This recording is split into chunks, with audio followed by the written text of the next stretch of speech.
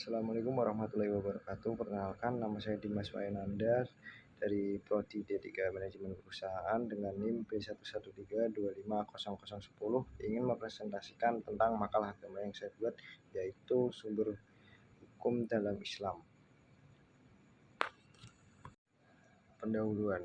Dalam Islam, hukum memiliki kedudukan yang sangat penting karena mengatur seluruh aspek kehidupan manusia, mulai dari hubungan manusia dengan Allah Subhanahu wa taala hingga hubungan manusia dengan sesama.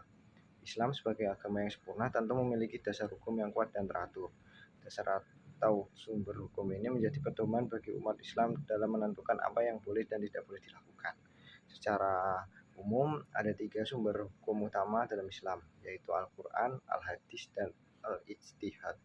Ketiganya memiliki fungsi dan peran yang saling melengkapi dalam membentuk sistem hukum Islam yang menyeluruh. Selanjutnya ada rumusan masalah serta tujuan dari penulisan. Berdasarkan latar belakang tersebut, maka dapat dirumuskan masalah sebagai berikut. Apa yang dimaksud dengan sumber hukum Islam? Bagaimana kedudukan dan fungsi Al-Quran sebagai sumber hukum utama? Apa peranan Al-Hadis dalam melengkapi dan menjelaskan hukum Islam? Bagaimana konsep dan urgensi ijtihad dalam konteks hukum Islam kontemporer? Untuk tujuan penelitian, menjelaskan pengertian dan klasifikasi sumber hukum Islam. Yang kedua, menganalisis fungsi Al-Quran, Al-Hadis, dan Al-Ijtihad dalam pembentukan hukum Islam. Yang ketiga, menunjukkan hubungan sinergis antara ketiga sumber hukum tersebut. Keempat, memberikan pemahaman akademis mengenai relevansi hukum Islam dalam menjawab tantangan zaman. Yang pertama ada hakikat dan konsep hukum Islam. Hukum Islam merupakan bagian integral dari ajaran Islam yang bersumber dari wahyu ilahi.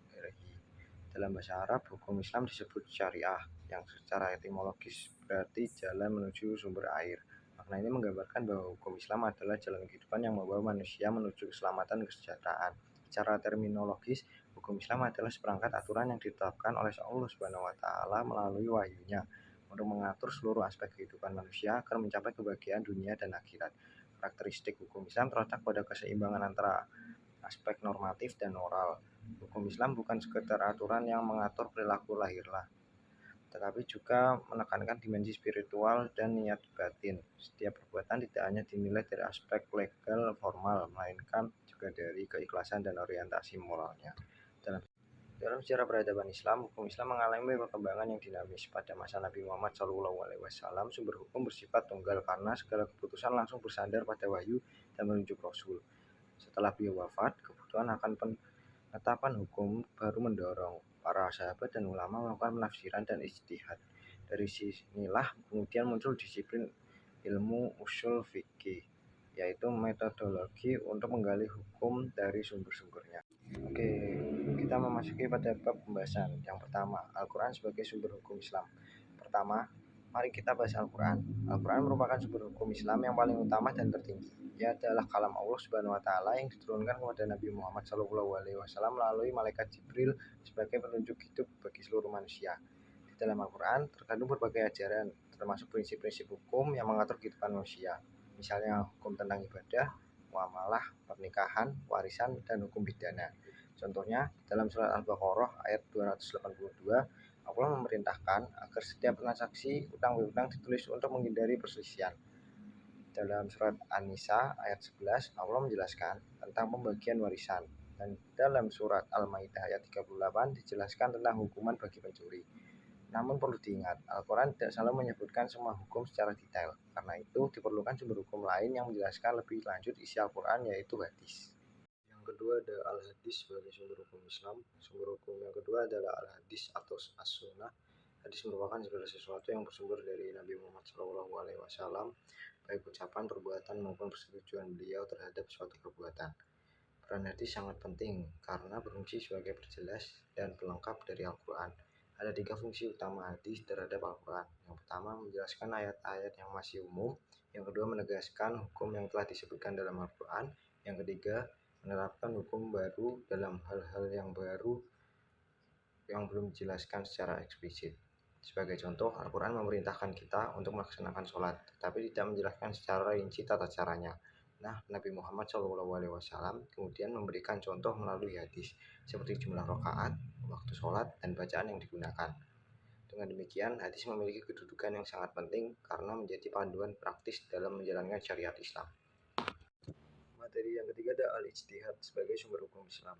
Secara bahasa, ijtihad berarti bersungguh-sungguh dalam mengarahkan seluruh kemampuan untuk menetapkan hukum. Secara istilah, ijtihad adalah upaya seseorang ahli hukum Islam atau ulama untuk menemukan hukum terhadap suatu persoalan baru yang belum dijelaskan secara jelas dalam Al-Quran maupun hadis. Ijtihad menjadi sangat penting karena zaman terus berubah dan muncul banyak persoalan baru yang tak ada pada masa Nabi. Contohnya seperti masalah keuangan digital, penggunaan teknologi dalam medis, atau hukum lingkungan modern.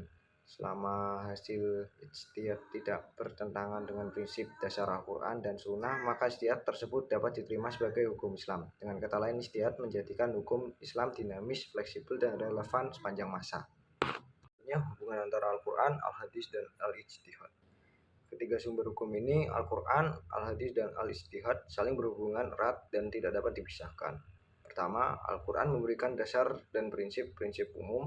Al-Hadis menjelaskan serta memperhatikannya isi dari Al-Qurannya. Al-Ijtihad digunakan untuk memahami dan menerapkan prinsip hukum terhadap persoalan-persoalan baru. Ketiganya membentuk sistem hukum Islam yang utuh, seimbang, dan dapat diterapkan kapanpun dan dimanapun. Inilah yang membuat hukum Islam tidak kaku, tetapi mampu beradaptasi dengan perubahannya zaman tanpa kehilangan nilai-nilai dasarnya. Sebagai penutup, dapat saya simpulkan bahwa sumber hukum Islam terdiri dari 3 pilar utama, yaitu Al-Quran, Al-Hadis, dan Al-Ijtihad. Al-Quran adalah sumber hukum tertinggi yang berisi prinsip-prinsip pokok. Hadis adalah penjelasan dan contoh penerapan hukum tersebut, sedangkan Ijtihad adalah sarana untuk menyesuaikan hukum Islam dengan kondisi zaman modern. Melalui pemahaman terhadap ketiga sumber ini, kita sebagai umat Islam diharapkan dapat menjalankan kehidupan sehari-hari sesuai dengan nilai-nilai syariat yang adil, rasional, dan membawa kemaslahatan bagi seluruh umat manusia. Sekian presentasi dari saya. Terima kasih atas perhatian semuanya. Wassalamualaikum warahmatullahi wabarakatuh.